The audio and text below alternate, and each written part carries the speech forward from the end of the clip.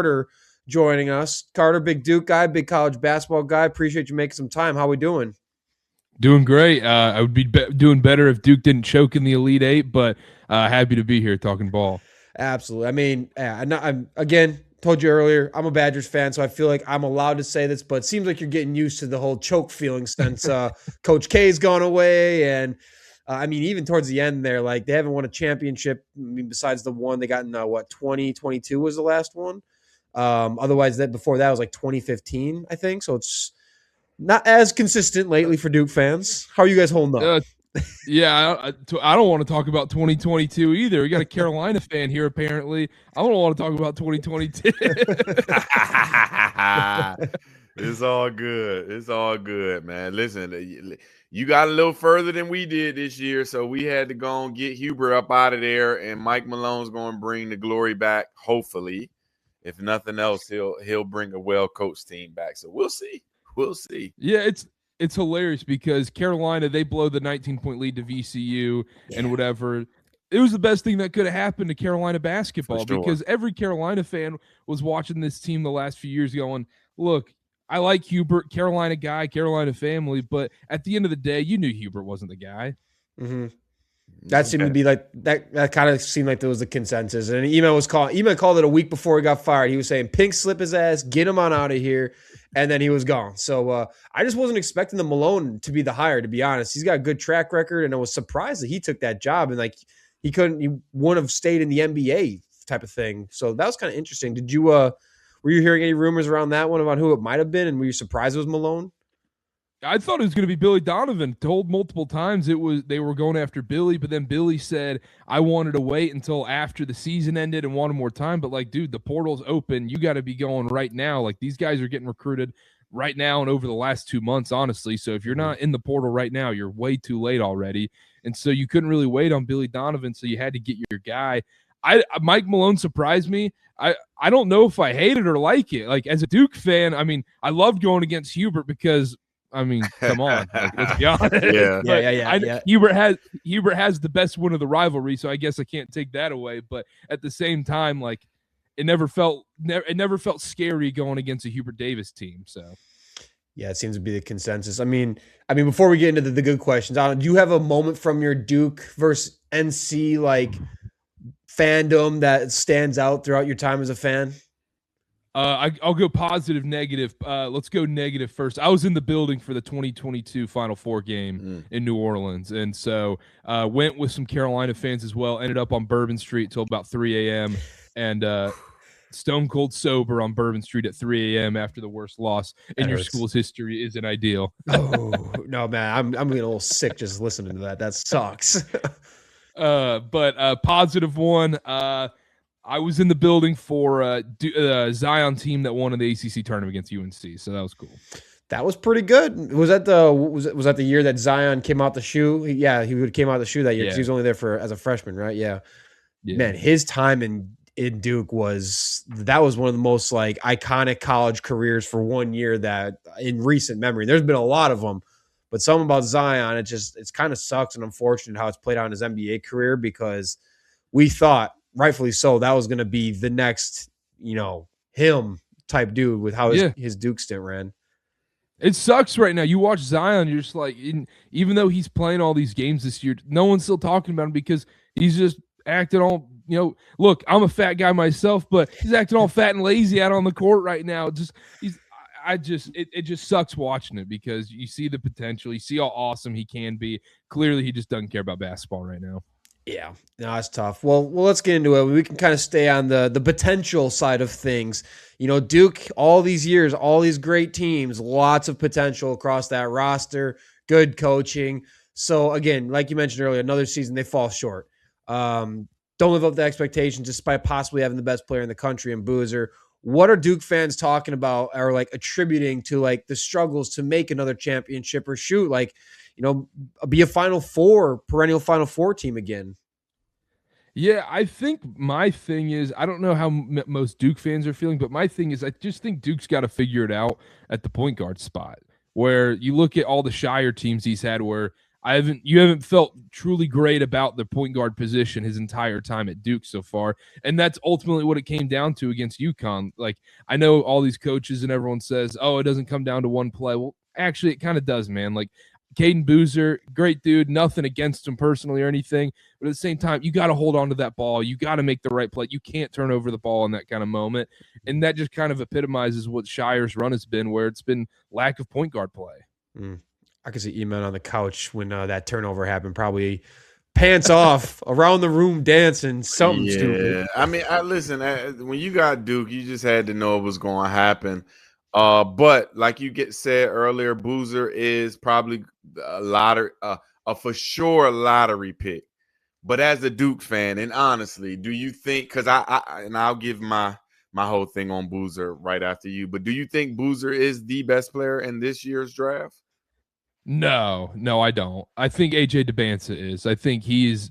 I think he undoubtedly should be the number one pick in the draft. Or the guy who's 6'9". He's like a 6'9" Shea Gilgeous-Alexander out in the court. I get that people are gonna be so frustrated with the foul baiting stuff that AJ does once he gets to the league, but he's gonna walk into the league average 25 a game right off the bat, depending on what franchise he goes to. So I'm all in on AJ as the number one pick. Boozer, I mean, I think there's a world he goes anywhere from like 2 to 4, 2 to 5. And so I kind of compare Boozer to a more athletic Kevin Love in the league, where I don't think Boozer's going to ever be the number one guy on a title roster, but in the right system with the right players around him, with all NBA guys around him, he's a championship type player. Yeah, he got a couple All-Star games in him. I think maybe I could see like a three All-Star game career with him. Even what do you think? I'm surprised it's a 2 to 5. I'd be curious. I mean, I think I know a couple guys who we'd put ahead of him, at least for sure. DeBansa. Kansas cat. Why am I blanking on his name right now? Peterson. Yeah. I mean, the health thing, of course, is a big thing with him. Before we get into who would you take over Boozer? Me or Carter? Either. I mean, either of you. Carter, if you want to answer. I don't think Boozer make it to 5, but I mean, I'm more on Peterson, AJ. Depending on who's 3. They need a point guard. Darius Acuff is probably going to go before Boozer. I'm with him. I think Boozer's going to be a quality guy. Now, I think he'll have a better career than people expect just because of his dad. You know, his dad knows the league. He's going to tell him everything he needs to know from day one. I think he's going to be the most prepared. But I just think that bully ball is not going to really work in the NBA because everybody's big. Everybody's even way more athletic than him.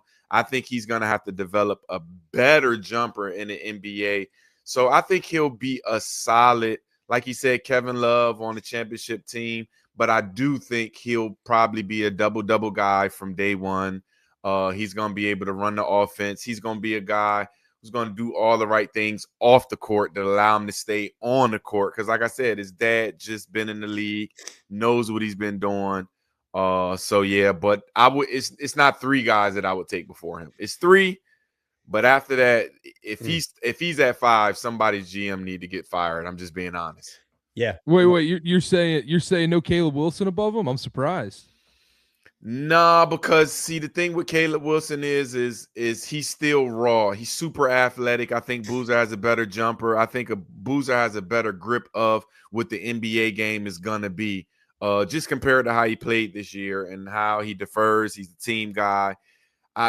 Being a UNC fan, Caleb is an athletic guy. I think he's going to take 3 years to develop in the NBA because everybody in the NBA is athletic. Everybody in the NBA can jump.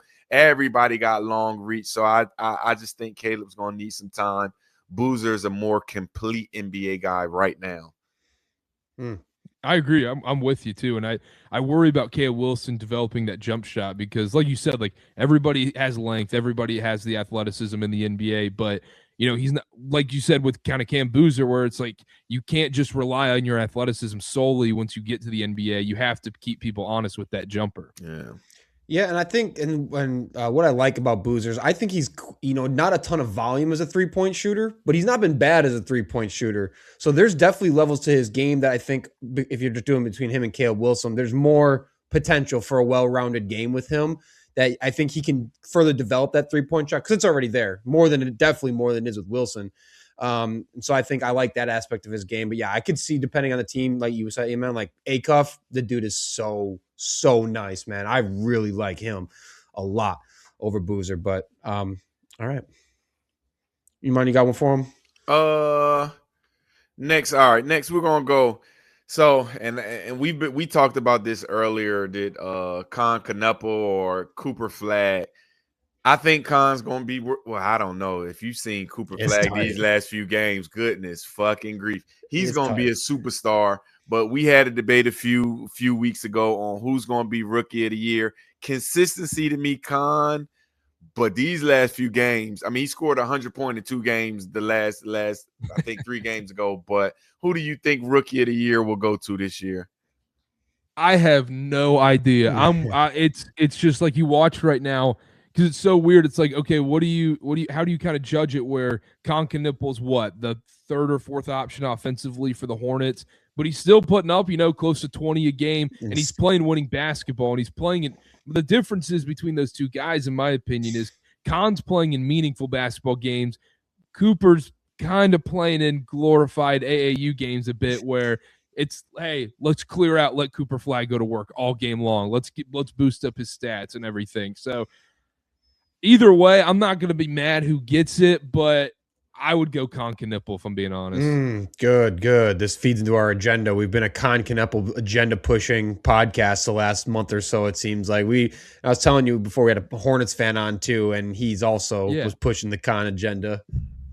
Yeah, I mean, well, you look at Con Canepa, think about the Charlotte Hornets. Everyone's in love with the Charlotte Hornets all of a sudden now and how great the Hornets are and how fun they are. The Hornets, my entire life being a Hornets Bobcats fan, was the laughing stock of the NBA. They were a joke. They stunk. They were awful. Everybody trashed on the Hornets. I've never seen them win a playoff series in my lifetime. And then now, all of a sudden, Con Canepa comes in this year and everything changes. Even though I understand these guys are healthier this year, LaMelo took a leap and everything, and Brandon Miller's been awesome as well. Like, not discounting that. But at the same time, like, a lot of that does come down to Con Canepa coming in, being that connector and being that piece that opens everything up for everybody else. Yeah, and I mean, just one of the most historic shooting seasons for a rookie ever. And I know Crazy. Flagg's got way more volume, which doesn't always mean everything. Like, if Con had the same volume, doesn't mean he would have the same efficiency. His efficiency's off the chart. For a guard is insane, which we have to take that in consideration. He leads, he's got the Hornets all-time 3-point record now as well, passing Kemba. Man, I'm surprised. Good for you for sticking through the Bobcats years, because, man, those jerseys were ugly. And I like Emeka Okafor now. And they had, who was the big cat from UNC that they had down low? Was that May? Was that what was it? Sean May. Sean May. Yeah, he was nice in college too. He was bumming the NBA. Yeah, he was a bum in the NBA. Raymond Felton. Just some names on that team, dude. Some big guys on that. Oh, that's fun. It's good for you for sticking through. I mean, interesting to hear Duke's fan opinion on who's going to win it, because I mean, the fact that both are Duke guys, played together, didn't win a championship together, of course. Which is crazy. You got the 2 best rookies in one of the best rookie of the year races in a long time in the NBA, where teammates on a team that didn't win a championship. That's absurd if you ask me. Couldn't inbound the ball against Houston. It is what it is. It is what it is. All right. So kind of on these things with, great team stacking up. We talked about the NIL recently and how it's impacted college basketball, obviously football as well. I've personally been a fan of its impacts on college basketball more than football. It's obviously changed the game. We were talking about it because of March Madness. We're seeing less Cinderella stories and less of those, Cinderella teams making deep runs. And it was all major programs late in this season here. There was no Dusty May FAU team in the Final Four. There was no Loyola Chicago making a deep run this year. Like, those teams kind of died quick. It was a lot of Big Ten, Big East, and the normal players. You're a big college basketball guy. What's kind of been your whole take on the NIL era in college basketball being such a one and done type sport as is? What's your take on all of that? Yeah, I think it's great overall in the meantime, but then it's like right now you open up Twitter and 400 new guys just hit the portal every 5 minutes, and it's impossible to keep up with. And college football is an even bigger disaster, kind of like you mentioned, but My bigger problem is these guys have to set up a thing where these guys have to sign legitimate contracts that they can't wiggle out of. They have to be legally binding, and they got to have buyouts in these contracts. So like if a guy goes to Middle Tennessee State, balls out 25 points per game, and Carolina wants to pick him up, they should have to pay Middle Tennessee State for developing that guy. There should be a buyout clause for, $250,000 or $300,000 or something that Middle Tennessee State gets, so then they can stay competitive in NIL as well. I know that the Power 5 conference teams don't want to do that because that hurts them in the long run, but overall it kind of hurts the sport with Cinderellas and everything, and it makes being a low major, mid-major team almost useless in this day and age where you can't keep these guys for multiple years. Yeah, I think you said it. That's what we were talking about. It's just been a pro sport inside a college sport. These teams like the Middle Tennessee States of the world, they develop the talent, and then the big dogs come in like, we will pay to take them off your hands. And I actually kind of like that idea that these teams, like they're going to become the feeder teams. Like I think a great example on the football side is with Cignetti, with James Madison. Like he brought so many James Madison dudes to Indiana, ran it up, and James Madison is still a really good program, but like they don't get anything from that. And then these teams just pick and pick and pick and pick, get the guys they want. The school gets nothing of it besides be like, oh yeah, he used to play here, I guess. So I kind of like that idea though, of the school gets something. Definitely a great idea. And I'm telling you now, the blueprint is out on how to win a championship. Michigan won basketball, Indiana won, a bunch of old guys. So I'm telling you now, the blueprint is out, and I still love my one and dones because I love my kids who can just go get money, get paid, and then go on and live your life if you're a pro. But to win in college now, you better get in that portal. Better have some NIL money to pay some old guys to come help you win because veterans are winning championships now, point blank, period. 100%. Yeah, I mean, 4 of their 5 starters were all transfer portal guys, and look at how that worked out for them. I mean, good for Dusty May, man. I mean, shoot, you get the number 2 ranked NIL class or a transfer portal class. Like, I mean, I know it's year 2, but it'd be disappointing to have done much less than what they did at this point with that season. Were you expecting Michigan to win it? Or were you pulling for Duke the whole time? Last thing there. Yeah, I was pulling for Duke, but you can't argue against this Michigan team when they're blowing out everybody by 20 points all season long and undefeated in the Big Ten on the road all season long. I thought actually Arizona was the best team going into the tournament, and then Michigan walks into that Arizona game and absolutely smacks them around. And you go, all right, well, Dusty May's no joke. This Michigan team's no joke. Yeah, that was a bloodbath. I actually, I know you kind of BYU. You like talks with BYU and DeBanza. So I took BYU going far. I had DeBanza carrying that team a little bit further. That was a big bracket killer for me. I had faith in them, man. I thought they were well enough coached, had enough around, and DeBanza obviously in the region he was in. I thought they were gonna be able to do something and make a little bit of a run. That was one of my biggest disappointments of the tourney this year. Yeah, to close the season, they just quit playing defense. That can kind of sometimes be the wrong side of the NIL coin, where it's like, some guys, if they're there at a certain school just for money, and AJ, I don't believe necessarily was this guy. Maybe it was some other people in the program or whatnot. But where you just go to a school for the money. Eventually, do you actually care? When the season goes bad and goes a little sideways, no, your check is still cashing. So who cares? That's a good point. These guys are driving nice cars. All right, let's get into we do this with every fan, and with basketball, we got our all-time lineup plus their starting 6. So you're starting 5. We got the point guard, shooting guard, small forward, power forward, center, 6th man. And to preface this, so this is a pre-2005 team, I think you said, is it? So anyone listening, post-2005. Post-2005. Yeah. So when anyone complains like, oh, how do you not put Leitner in there and all these other guys, that is why we're just keeping it a little bit more recent. Because I know there's names pre-2005 that, if we don't preface that, people are going to throw fits and come at throats about that one. So let's start. Point guard, who you got leading this team's all-time starting 5? Yeah, post-2005, want that very clear. I'm going Tyus Jones. This guy was stone cold in every big moment in his 1 year at Duke. He was poised at every single stop. He swept Carolina, won on the road at Virginia, and then did it on the biggest stage in the national title game. I got to go Tyus Jones for my point guard. Over to shooting guard, who you got? Shooting guard, we're going to go J.J. Redick. You got to. Obviously, I mean, he's on the Duke Mount Rushmore probably. It's J.J. Redick. J.J. Redick, all-time shooter. Duke, is he Duke's all-time leading scorer too? I believe he is, right? Yeah. Yeah.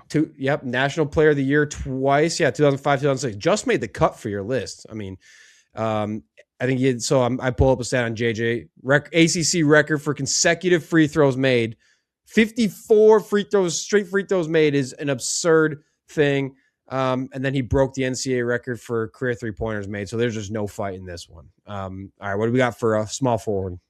We're going Cooper Flagg, one and done. I mean, he was just unbelievable. I mean, National Player of the Year, maybe the best freshman I've ever seen play at Duke University.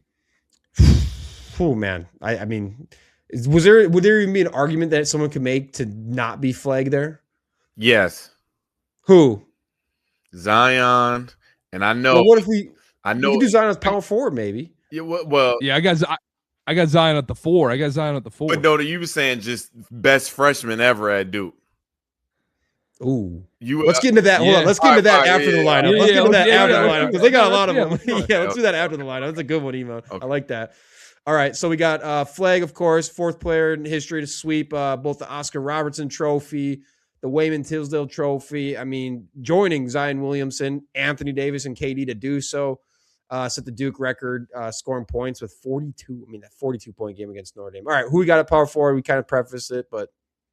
Yeah, we got Zion. I mean, it's Zion versus Flagg. I'm sure we'll get into it. The 2 best freshmen to ever put on a Duke uniform. 1A, 1B, I guess you could call it. I mean, Zion was leading First Take every day. I mean, Zion was the sports talk of going. I mean, it was appointment television every single night watching Zion Williamson play and carried that Duke team a lot of times. It was a goddamn highlight reel at Duke, jumping out of his shoes. No one will forget when he came out of his shoes. That was a all-time moment. The dunks was insane. A specimen like we have not seen since, dare I say, LeBron type specimen coming out, where it's just like this type of dude you just don't see growing on trees much. All right, center, who you got? We're going Jahlil Okafor. I mean, if that guy got the ball at the low block, it was 2 points or you're fouling him. There's nothing else about it. And he was just so dominant in that 2015 season, and being able to win the title and everything. I got to go Jahlil Okafor. Yeah, the dude was as efficient as it comes. It didn't miss anything. One of the best down low guys we've seen in a long, long time, and he was on that team with Tyus Jones too, wasn't he? Yeah, hell of a squad. All right, 6th man, who you rolling out there? We got to throw my guy Grayson Allen out there, 4-year guy out. Just I mean, every Carolina fan, every college basketball fan just absolutely despised him. He kept the Duke hate going for 4 whole years and took it on the chin every single time. And sometimes it was he deserved it, but I got to go Grayson Allen. I love Grayson Allen. I mean, yeah, just dirty. Got a couple moments kicking dudes in the nuts type stuff, but hey, you can't deny what he did at Duke. The sophomore year, averaging 21 a game, 41% from 3. Just absolutely absurd. One of the best players in Duke history. Love him, hate him. And yeah, it feels like he's kind of modern day, like Leitner, like you said, like kind of piss people off, make you hate Duke type of guy. Was definitely Grayson Allen, but god dang, could he flick a bucket. That's a hell of a lineup. That might be one of the, not many teams can stack up a lineup like that across college basketball. That's insane. And you could probably pick another 5 guys that would make it insane. But great lineup. Before we let you go, now we got to do Eman's debate here. The best freshman in Duke history. Who is it and why? Carter, you go first. How about that? Yeah. There's a lot of them too. So for the debate, I know what I said about Cooper Flagg when I prefaced it. I said maybe the best freshman ever in Duke history. For the debate, I want to say Cooper Flagg, but I don't want to lie to people because what Zion Williamson did was just unbelievable. I mean, you talk about when he goes down with the injury, when his shoe explodes against Carolina, that Duke team was, an average team in college basketball to that point. I know they had RJ Barrett, Cam Reddish, and those guys, but they weren't going to be competing for anything without Zion Williamson. Immediately comes back. They become the number 1 overall team in the country and should have made it to the Final Four, should have probably won a national title that year. Obviously, you could say the same thing about Cooper Flagg, but Cooper Flagg, I think, had a better team around him, and Zion put that team on his back night after night. And once again, like I said before, I mean, everybody was talking about Zion. Everything was about Zion that year. All right. So who are you taking Zion as your official guy then? Yeah. Okay. So Eman, and, are we on the same and, page? no, no. So now I do think once again people still gonna give you shit, Carter. I know you prefaced it 2005, and I am a UNC fan, but it's just hard. And I know y'all age every now and then just tells it. First and foremost, I'm just telling you, never go on another show and do a top 5 Duke. I don't care what year, and not have Christian Laettner, because I'm just telling you. But Hold on, I know preface. you've never seen it. I'll be 44 in May. He is top 5 greatest college athlete, all sports of all time. I just feel like you got to say, hey, 2005, I'm only picking 4 people because it's one who's going to be on everybody's list because he is top 5 greatest college athlete of all. We talking gold medal. I mean, national titles. Fucking gorgeous. Probably fucked every girl on campus at the time, or neither here nor there. But best freshman to me, and sometimes, Carter, I preface this because I look at the transition of the game. Paolo Banchero is literally light years ahead of what Zion is right now in the league. We're talking rebound, pass, shooter, just basketball player. To me, I think Paolo, he's just a better player than Zion. I think Zion had the hype with him because he's just the athletic big guy, Showtime. But I just think overall guy, Paolo Banchero is the best freshman I've seen come from Duke. And in the NBA, you can see he's gonna be an all NBA guy soon. I just think he got everything that a game needs. So that's me. You wouldn't go, you wouldn't go Cooper Flagg over Paolo? No. Whoa. So now I think Cooper Flagg will end up being a superstar, but I think we got to kind of go freshman year, then first year in the NBA. To me, that's how I'm kind of eyeing it. All right, freshman year, then NBA. You got to think Paolo went to the Final Four, so you know what I'm saying. It's kind of Cooper. I mean, Cooper went to the Final Four. And what did Cooper do there? What did Paolo do there? Yeah. He took your Tar Heels. I mean, you're right. I'm gonna tell you that they might be neck and neck. I just think his game is better in the NBA suited. I mean, because he can play the point guard. I think Cooper's playing the point guard because Jason Kidd is forcing him to be there right now, kind of get him a feel for the game. I just think if I had to pick one right now, I would go with freshman. Yeah, I would go with PB right now over Cooper. Interesting. So if we're talking singular Duke season, not in talking the NBA stuff, I would still take Zion's Duke year individually. Okay. But with the NBA stuff, I think it's Cooper Flagg, and it's not even close with any of these guys. I mean, he's going to be a first team All NBA guy year after year once they start building this Mavs team around him. And with Paolo, I feel like he's going to be a tough guy to build around because not just I think Paolo's a great player. It's they've committed all this money to Franz Wagner, and it's like I don't know if him and Franz necessarily gel. I don't know if that's the right pairing for him, honestly. Yeah, that's fair. I mean, if on the Duke front specifically, I feel like Laettner, if I had to put him into categories, I feel like Laettner is probably the most decorated winner that Duke has ever had. Guy got in the tournament and just all they did was win in the Laettner time. So I feel like he's probably the most decorated. I feel like Zion, the most just astonishing to watch. His athleticism and the way he could take over games. I feel like it's hard to say there was not a more phenom athlete player in college basketball that year or in a long time than what Zion Williams. I mean, he could jump through the roof. He was like Carter said, just must watch TV. And then I feel like with Flagg, it's the best NBA long-term career upside is with Cooper Flagg then. So I feel like they're almost in 3 different buckets, but if we're just doing if I had to just chime in as a third party here, as a loser Wisconsin Badgers fan, I remember watching, I didn't see Laettner. I've seen the other ones and I know Duke's had a lot of them, but I would probably put Zion as the best freshman season from a Duke guy just because of like Carter said, every day you're watching Zion on TV as if it's freaking LeBron, man. Like it was one of those phenomenons his freshman year at Duke, and it was a highlight reel after highlight reel after highlight reel after highlight reel, and it was a lot of dunks. That's for sure, a lot of dunks. But like, who doesn't love dunks and alley oops? I mean, it's the best part about basketball, practically. But all right. I think it's a good one. I'm happy we had that conversation. Hey, we can talk Frank Kaminsky too here, man. I love the Hornets, so. Oh, dude, I love Kaminsky. What a shame that career didn't pan out as good as it could have been, man. And what a shame that Sam Decker didn't stay one more year with Wisconsin. He left 1 year too early. I don't think he should have left when he did, and we probably would have been back there if he stays one more season. I don't think he was NBA ready, and it proven he was out of the league pretty damn quick. That's what sucks for the guys like that, though, because a guy like Sam Decker in an NIL era, that dude's getting like $4 or $5 million, and he's staying in college.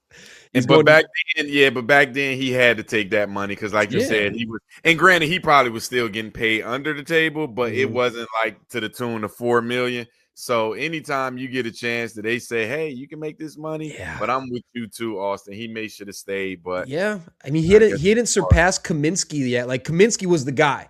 Decker still had he was really good, but he stays one more year. It's like if D Wade would have just stayed one more year with Marquette, and D Wade had a better case for leaving because he was way better.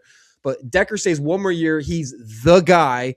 He's probably boosting his draft stock because he's the number one option. He's getting a super mad volume that Kaminsky's not there anymore. And like I said, the Wisconsin Badgers are still good enough. If they had Decker, they're probably making another deep run. And unless he got hurt, I don't see that there's any world where Decker doesn't boost his draft stock by one more year. There's always the risk of getting hurt. And when someone tells you you're going to be a top 10 pick, it's hard to be like, yeah, I'll go back to college, especially college basketball being what it was. So can't hate him. It's just my Badgers fandom is just angry. Always going to be angry that he left too soon. I think it's just a damn shame. I just want one, goddammit. That's all. All right. Well, Carter, I appreciate you making the time, man. Great talking Duke ball with you. Good talking college basketball. Now that the season's over, I'm glad we were able to get something in on the college basketball front. I know you do some pods and everything, so why don't you call it kind of the stuff you're working on? Yeah. So we do a show. It's on CarterCast YouTube channel. We'll do NBA pods. We'll be doing instant reaction, live reactions during the NBA playoffs and everything, and then doing a bunch of college basketball stuff over there as well. And I'll be doing a bunch of pods on the Field of 68 Media Network as well. So check that out if you're a college basketball fan. It's good to know. Yeah. All right. I appreciate you making the time, Carter. Good having you on, man. Yeah, appreciate it. All right. We'll see. Yep. I'm telling you, it don't matter if you preface it, man. Those folks them Duke fans. I'm telling you, y'all. I get it. He's young, but they're gonna be like, man, you better fucking listen. I lived through the Christian Laettner shit. Y'all think Zion was a rock star? Yeah. I mean, you got to think Christian Laettner was on the dream team. True. The dream team, Christian Laettner. Mm-hmm. Man, he was a fucking rock star. Now that is he deserves like a 30 for 30 because he was kind of a bum in the NBA, man. And I wonder what happened, why his game didn't kind of translate. But shit, I remember them last shots and his dominance, and I'm telling you, he was a fucking Michael Jackson of college. He played all 4 years, right? Yeah. He played all because I was going to say I think he's got the most. But everybody back then did. Back then because I know he's got the 2 championships. I believe he went to a Final Four every year, or maybe missed one, or I think he was there every year. Yeah, and just how he won that one championship, bro. You just can't catch, shoot. I mean, and just nothing but the bottom of the fucking net. Like I said, I was there. I mean, I remember it. Jamal Mashburn and them guys in Kentucky back then. But man, listen, Duke fans is gonna give Carter some shit. They're gonna say never say a top 5. I know we'll clip it up to make it favorable looking for Carter just to make sure, and then we'll make sure because I mean I think it's tough when Laettner's the only college player ever. I mean, there was the dream team, but the only college player to be on the dream team, if we want to do that, is insane. That's how good it was. But all right.